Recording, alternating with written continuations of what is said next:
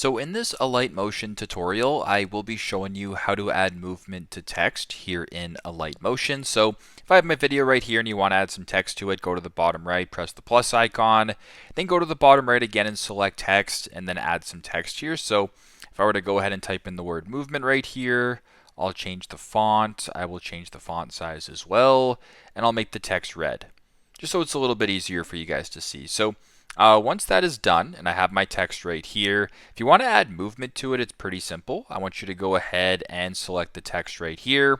Once you're here, go to the bottom right and select Effects, and then press Add Effects. Then once you're here, you can scroll down. There's a bunch of different options here, but where it says Move/Transform, you can go ahead and select that. And then you can select a movement that you want as well here. So for example, if you wanted to maybe do a spinning text right here, I'll just press Standard like this.